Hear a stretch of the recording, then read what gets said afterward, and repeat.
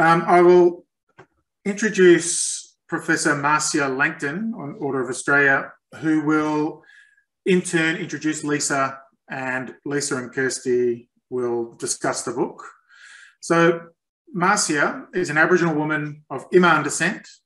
She's an anthropologist and a geographer with a strong research track record on Aboriginal alcohol use and harms, family violence, Aboriginal land tenure, management of environments and native title, and aspects of Aboriginal culture, art, performance, and the shift to modernity.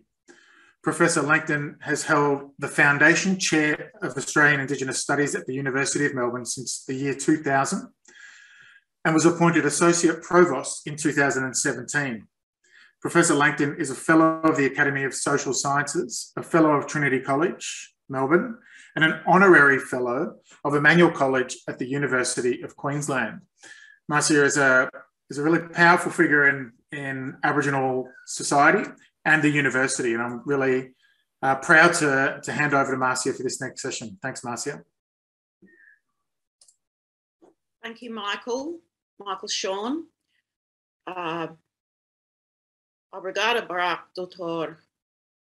Kirsty Sword-Guzmau. It's my very great pleasure to introduce again Dr. Kirsty Sword-Guzmau and Associate Professor Lisa Palmer for a very special launch of Lisa's latest book, Island Encounters, Timor-Leste from the Outside. So you've heard a little about Dr. Kirsty Sword-Guzmau AO from Michael and her significant role through the National Commission for UNESCO and advocacy for 17 of the Indigenous languages of Timor-Leste and for the Indigenous knowledge systems embedded in them. I found a beautiful photograph of Kirsty with her sons, Alex, Kay Olok and Daniel. I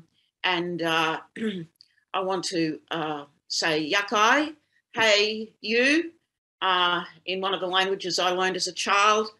Good to see you, especially on this very special day, World Indigenous Peoples Day.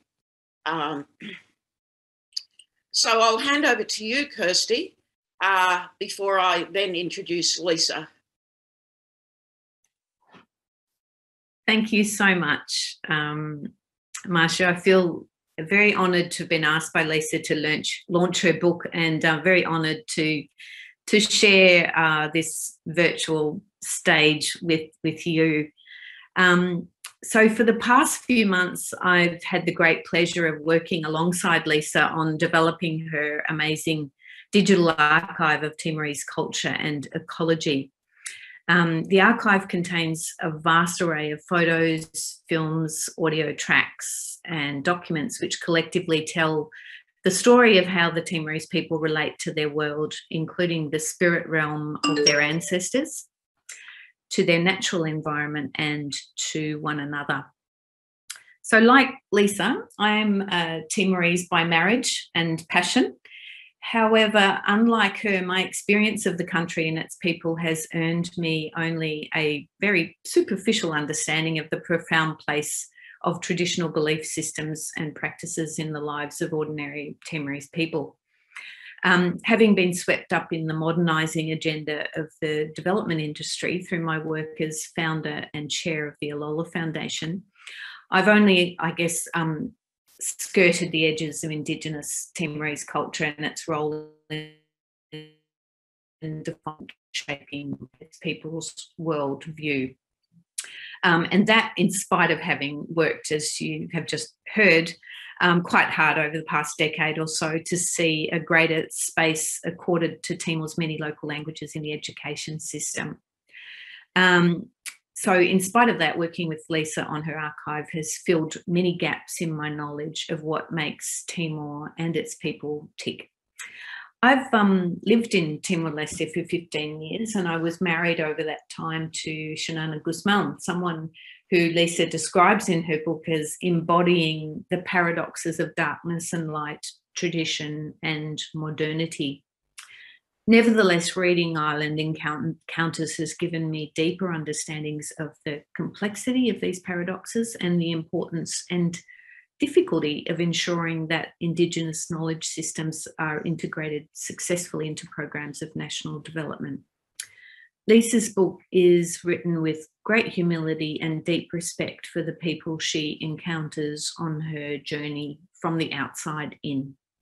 I wish that I had been able to read Lisa's book as I embarked on my own life-changing island encounters exactly 30 years ago this year.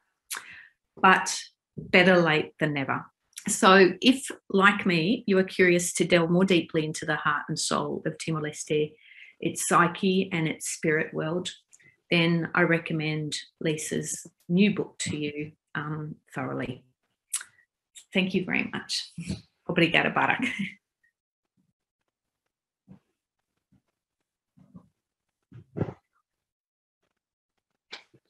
So it is my very great pleasure then to introduce Associate Professor Lisa Palmer of the School of Geography to say a little about her book. Obrigada, Barak. Lisa. Great. Thank you so much. Firstly, I would like to acknowledge the peoples of the Kulin Nation on whose lands I live and work. And just to say, I was so inspired this morning to hear a little bit more about the Victorian treaty process from the representatives of the First Nations Assembly, and of course to hear and dance with the beautiful Jiri Jiri dancers.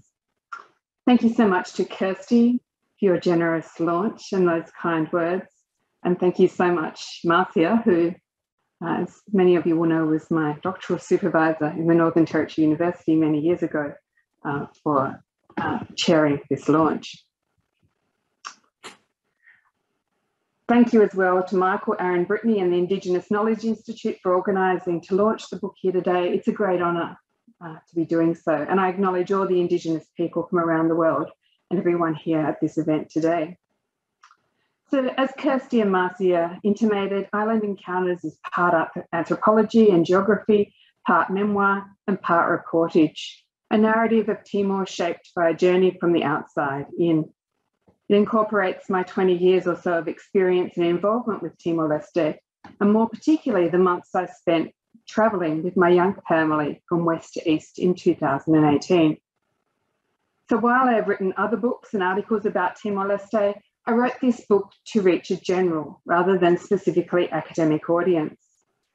It's a book that shuttles back and forth from past to present, interweaving these experiences with stories and hopes for the future. So East Timor has a place in the hearts of many Australians, and we've heard a bit about that from Kirsty. Those lucky enough to travel there return captivated by its people, their lands, and their resilient spirit.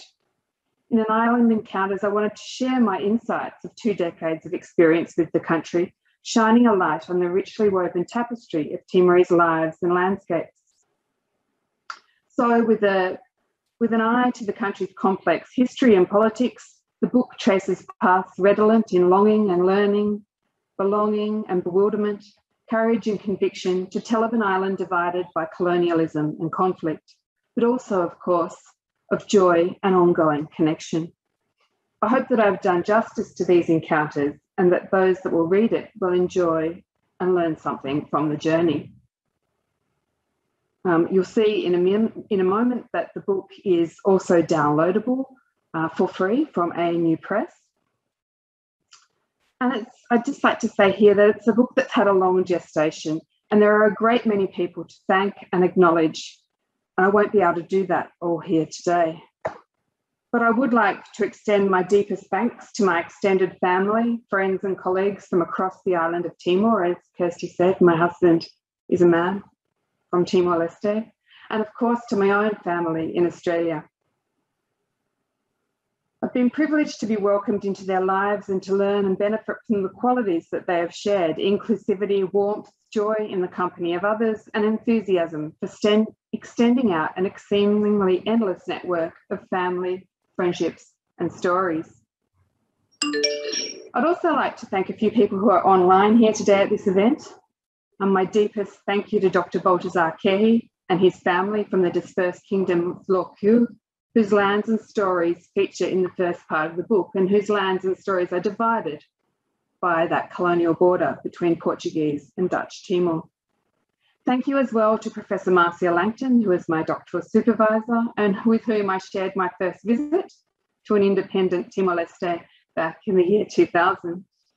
Thank you to Russell Drasdale, my geography colleague, and all my geography students who are online as well, with whom I have now shared many field class experiences travelling around Timor-Leste with the Melbourne University geography students. And that's also the subject of one chapter in the book. Thank you to the inspirational head of the former School of Geography, Professor Leslie Head. And finally, thank you to the brilliant Tamsin Wagner, whose expertise and editorial guidance from the outset to the very end of this writing process has been essential to the life of Island Encounters. So as I said, the book is free to download from ANU Press. I hope you read it and enjoy it. And thank you all so much for the opportunity to present it to you today. Parabens, Lisa. And this book follows quite a few other works, including a wonderful film about the honeybee, Lotade Baltazar, and again, Obrigada Barak, Kirsty, Obrigada Barak, Lisa, Parabens. Thank you. Congratulations to all. Thank you. Thank you so much.